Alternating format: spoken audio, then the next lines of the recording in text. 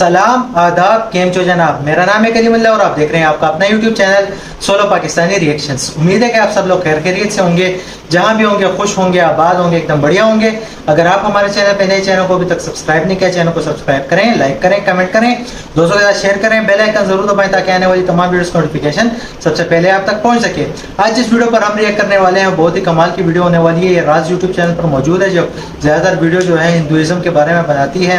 तो इनकी वीडियो का टाइटल होने वाला है कि विल लॉर्ड गणेश एंड कलयुग विद कल की अवतार। तो बिना कोई देरी की वीडियो को स्टार्ट करते हैं। ये जो है कलयुग जो जारी है, ये 3 युग हैं, उनमें से कलयुग अभी जारी है। मुझे इन्हीं की वीडियोस की वजह से हिंदुइज्म के बारे में काफ़ी ज़्यादा नॉलेज हो गई है, तो अभी मुझे इस बात का पता है कलयुग जो है वो जारी है। इसको कल की अवतार जो है वो एंड करेगा, ख़त्म करेगा कलयुग को। तो इसमें देखते हैं कि गणेश जी भी इसमें शामिल होंगे, यानी गणेश भी इनके एक लॉर्ड है। तो बिना कोई देरी की वीडियो को स्टार्ट करते हैं। वीडियो को एंड तक देखें, इन्फॉर्मेशन हासिल करें, अपने बातचीत करेंगे। लेट्स स्टार्ट, अंत तक बने रहें। 1893 अंग्रेजों ने भारत में लोगों के इकट्ठा होने पे भी सख्त बैन लगा दिया था। आज़ादी के उठ रहे नारों को दबाने की पूरी कोशिश की जा रही थी, लेकिन इसी सब के बीच केसरी नाम के एक मराठी अखबार में एक खबर छपी। एक ऐसे महोत्सव के बारे में लिखा गया जिसे जात पात और धर्म से भी ऊपर रखा गया। एक ऐसा महोत्सव जिसने आज़ादी की आग को एक बार फिर से भड़का दिया और लोगों में एकता की भावना को फिर से जगा दिया। एक ऐसा महोत्सव जो भक्ति और एकता का प्रतीक था, और आज करीब 170 साल बाद भी ये एक ऐसा भव्य उत्सव है जो लोगों को आपस में जोड़ कर रखता है। पंडाल सजने लगते हैं, ढोल ताशों की आवाज़ गूंजती रहती है, घरों में मोदक बनते हैं, ढेरों पकवान बनते हैं, और ये सब होता है किसी के आगमन की तैयारी में। विघ्नहर्ता, मंगलकर्ता, हमारे प्यारे गणपति। अब वीडियो पे वापस आते हैं। हम भगवान विष्णु को सृष्टि के पालनहार के नाम से जानते हैं। उन्होंने अलग अलग अवतारों में आकर इस संसार की रक्षा की, और आने वाले समय में भी कल की अवतार में आकर बुराई का विनाश करेंगे। लेकिन कई लोग ये नहीं जानते हैं कि इस कार्य में वो अकेले नहीं होंगे, उनका साथ देने आएंगे हमारे प्रिय गणेश जी, गणपति, जिन्हें रिद्धि सिद्धि का दाता माना जाता है, जो संसार के विघ्न दूर करते हैं, और ऐसी कोई पूजा नहीं है जो उनके बिना शुरू की जाए। वक्रतुंड, एकदंत, लंबोदर, गौरीपुत्र गणेश, ऐसे 108 नामों से हम गणेश जी को जानते हैं। लेकिन इन सारे नामों के पीछे गणपति के वो अवतार हैं जिन्होंने समय समय पर मानवता की रक्षा की और बुराई का विनाश किया। अवतार ऑफ गणेश। मुद्गल पुराण में कहा गया है कि गणेश जी ने मानव के अंदर की बुराइयों का विनाश करने के लिए 8 अवतार लिए। इन्हीं की वजह से गणेश जी को अष्टविनायक भी कहा जाता है। इनमें से सबसे पहला अवतार है वक्रतुंड का। माना जाता है कि मत्सरासुर नाम का एक असुर इंद्रदेव का बहुत बड़ा भक्त था। इंद्रदेव की इस अस्वीकृति की वजह से मत्सरासुर पूरी तरह जलन की भावना से भर चुका था। उसने ठान लिया कि वो इंद्रदेव ही नहीं बल्कि पूरे संसार में सबसे शक्तिशाली बन जाएगा और पूरी सृष्टि पर राज करेगा। अपनी इस इच्छा को पूरा करने के लिए उसने कई वर्षों तक महादेव की तपस्या की, और आखिरकार उसकी भक्ति से प्रसन्न होकर शिव जी ने उसे अपने दर्शन दिए।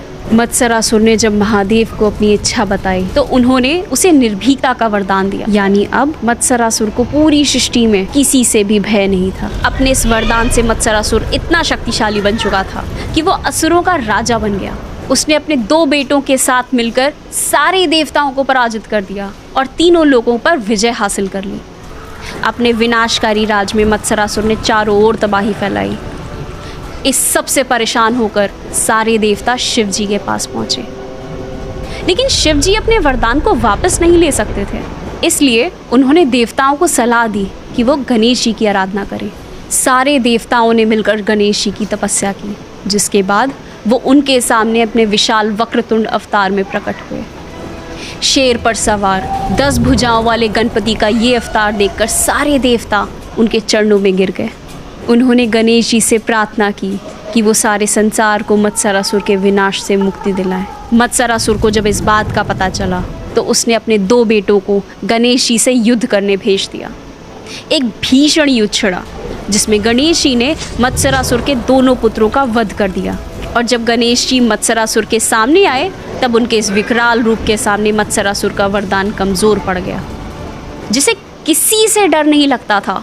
वो गणपति के इस रूप को देखकर कांप उठा।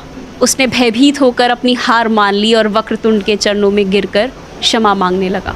और इस तरह गणेश जी ने मत्सरासुर यानी जलन और ईर्ष्या के असुर से संसार को मुक्त किया। गणेश जी को कई लोग लंबोदर के नाम से भी जानते हैं, लेकिन इस नाम के पीछे की कहानी काफ़ी अनसुनी है। ये कहानी जुड़ी है समुद्र मंथन से। समुद्र मंथन के अंत में जब अमृत निकला तो असुरों ने उसे छीन लिया। अगर असुर उस अमृत को पी लेते तो सारी सृष्टि तबाह हो जाती, कोई नहीं रोक सकता था। इसीलिए असुरों का ध्यान भटकाने के लिए भगवान विष्णु ने एक अति सुंदर कन्या मोहिनी का रूप धारण किया। मोहिनी ने असुरों को अपनी ओर आकर्षित कर लिया और उनसे अमृत छीनकर देवताओं को दे दिया। लेकिन इसी बीच शिव जी की नज़र मोहिनी पे पड़ी और वो उसे देखकर आकर्षित हो गए। जब विष्णु जी को इस बारे में पता चला, उन्होंने तुरंत ही अपना ये वेश त्याग कर अपने असली रूप में आ गए। शिव जी इस बेईमानी को देखकर बहुत क्रोधित हुए। शिव जी के इस बढ़ते हुए क्रोध से जन्म हुआ क्रोधासुर का। क्रोधासुर जो देवगुरु शुक्राचार्य का शिष्य बना, जिन्होंने उसे सूर्यदेव की तपस्या करने की सलाह दी। कई वर्षों तक सूर्यदेव की तपस्या करने के बाद उनसे वरदान प्राप्त करके क्रोधासुर अति शक्तिशाली बन गया। उसने सबसे पहले धरती पर अपना कहर फैलाया और फिर स्वर्ग लोक की ओर चला गया। ऐसे ही धीरे धीरे उसने तीनों लोकों पर अपनी विजय हासिल कर ली। क्रोधासुर कमज़ोरों पर जुल्म करने के लिए जाना जाता था। आए दिन लोगों की हत्याएं होने लगी। इस सब से परेशान होकर देवताओं ने गणेश जी की आराधना की। तब गणेश जी लंबोदर अवतार में अपने मूषक पर सवार होकर प्रकट हुए। उन्होंने सभी की समस्याएं सुनकर क्रोधासुर को युद्ध की चेतावनी दी। क्रोधासुर ने प्रस्ताव स्वीकार कर लिया और अपनी पूरी सेना को लंबोदर पर वार करने का आदेश दिया। लंबोदर अवतार ने क्रोधासुर की पूरी सेना को पराजित कर दिया, लेकिन अब वो खुद मैदान में उतर चुका था। क्रोधासुर बहुत शातिर और बहुत काबिल योद्धा था, लेकिन गणेश जी उसकी हर चाल से एक कदम आगे रहते, जिस वजह से उसका क्रोध और बढ़ता जा रहा था। आखिरकार क्रोध में अंधा होकर क्रोधासुर का संतुलन हिलने लगा और उससे गलती हो गई। इसी का फ़ायदा उठाकर लंबोदर ने उस पर अपना आखिरी वार कर दिया और उसे हरा दिया। और इस तरह गणेश जी ने सृष्टि को क्रोध के असुर क्रोधासुर से मुक्त कर दिया। इसी तरह एक दंत, गजानन, विकट, विघ्नराज, धूम्रवान और महोदर अवतार लेकर गणेश जी ने काम, लोभ, मोह, अहंकार और अज्ञान जैसी बुराइयों का विनाश किया। कल्कि पुराण के अनुसार कलयुग के अंत में पृथ्वी पर मानवता की हालत बहुत खराब हो चुकी होगी। धरती सूख कर फट चुकी होगी और आसमान से तेजाब की बारिश होगी। मानव समाज में छल, कपट, ईर्ष्या, क्रोध अपनी चरम सीमा पर होगा। लोग अपने परिवार में ही एक दूसरे को धोखा देने लगेंगे और नरभक्षी बनकर अपने ही भाइयों का मांस खाएंगे। इंसान पूरी तरह एक दानव बन चुका होगा। इस सब के पीछे होगा एक राक्षस, कली, जो धर्म और अच्छाई को नष्ट कर देगा। इस राक्षस का विनाश करने के लिए प्रकट होंगे भगवान विष्णु के 10वें और आखिरी अवतार, कल्कि अवतार। एक भीषण युद्ध होगा जिसमें कली की पराजय होगी, लेकिन ये युद्ध कल्कि अकेले नहीं लड़ेंगे। उनके साथ होंगे गणेश जी के अवतार धूम्रकेतु। नीले घोड़े पर सवार होकर अपने रौद्र रूप में प्रकट होंगे धूम्रकेतु। वो कल्कि अवतार के साथ मिलकर कली और उसके दैत्यों से लड़कर उनका संहार करेंगे। भविष्य पुराण के अनुसार गणेश के इस चौथे अवतार धूम्रकेतु या धूम्रवर्ण का जन्म कलयुग में होगा और वो दुष्टों का नाश करेंगे। धूम्रकेतु का अर्थ है धुआं या फिर अग्नि। इसका मतलब है कि जब पृथ्वी के अंत का समय आएगा तब धूम्रकेतु कल्कि अवतार के साथ मिलकर बुराई का संहार करेंगे। लेकिन ऐसा पहली बार नहीं होगा। गणेश पुराण में बताया गया है कि गणेश जी चारों युगों यानी सतयुग, त्रेता युग, द्वापर युग और कलयुग में अलग अलग अवतार में आते हैं। कृतयुग यानी सतयुग में देवमाता अदिति और महर्षि कश्यप के घर पैदा हुए श्री गणेश के अवतार महोत्कट। वो शेर पर सवार थे, उनकी 10 भुजाएं थी। इस रूप में आकर गणपति ने 2 असुरों देवांतक और नारांतक का संहार किया था। त्रेता युग में कैलाश पर्वत पर एक मंत्र का जाप कर देवी पार्वती ने कई वर्षों तक तपस्या की थी, जिसके बाद गणेश जी ने उनके पुत्र के रूप में जन्म लिया था। 6 भुजाएं, चंद्र समान चमकता हुआ सफ़ेद शरीर और उनका वाहन एक मोर। इसी वजह से उनका नाम पड़ा मयूरेश्वर। गणेश पुराण के अनुसार मयूरेश्वर के जन्म का उद्देश्य कुछ और था। वो उद्देश्य था सिंधु राक्षस का वध करना, जिसने अमृत प्राप्त करके तीनों लोकों पर विजय हासिल कर ली थी। मयूरेश्वर ने आगे चलकर सिंधु को पराजित कर दिया और उसके पेट को चीरकर अमृत निकाल लिया और सिंधु के कहर से सृष्टि को आज़ाद किया था। इसी तरह द्वापर युग में भी गणेश जी महादेव और माता पार्वती के पुत्र के स्वरूप में पैदा हुए। उनकी 4 भुजाएं थीं। उनका सर एक हाथी का था और उनकी सवारी एक मूषक। उनका लक्ष्य था ब्रह्मा जी के पुत्र सिंधुरासुर के अत्याचार से संसार को मुक्त करना। सिंधुरासुर जो इतना शक्तिशाली था कि उसके डर से ब्रह्मा जी भी अपनी जान बचाकर भाग निकले। और तो और उसने एक बार स्वयं महादेव को युद्ध के लिए ललकारा था, लेकिन सिर्फ 9 साल के गजानन भगवान ने उसे पराजित कर दिया। गणेश जी का महत्व हमारे पौराणिक ग्रंथों में ही नहीं बल्कि हमारी आम जिंदगी में हर रोज नजर आता है। कोई भी कार्य, कोई भी पूजा का आरंभ बिना गणेश जी को याद किए नहीं किया जाता। वे नटखट बालक के रूप में बच्चों के दोस्त भी बन सकते हैं और समय आने पर दुष्टों का नाश करने के लिए एक विकराल रूप भी ले सकते हैं। अगर आप गणेश जी से जुड़ी और कहानियाँ जानना चाहते हैं तो हमारी ये वीडियो देखिए, और अगर आप कल्कि अवतार के बारे में जानना चाहते हैं तो हमारी ये वीडियो देखिए।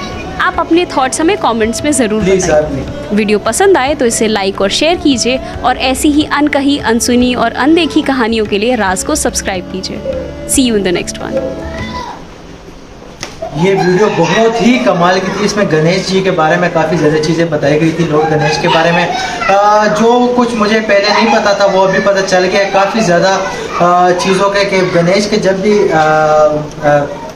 जब भी पैदा हुए उनका सिर्फ मकसद था किसी दुष्ट की विनाशी का, और ये बहुत ही अच्छे और बड़े या तो भगवानों के या फिर वेद और इनके घरों में इनका जन्म हुआ, जो बहुत ही कमाल की बात है। और वो बहुत ही बुद्धि के यानी दिमाग के भगवान माने जाते हैं।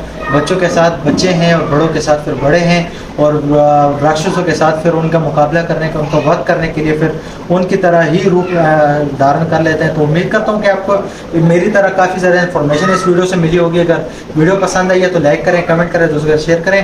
फिर मिलते हैं किसी और वीडियो में किसी और टॉपिक पे होगी। तब तक के लिए बाय बाय।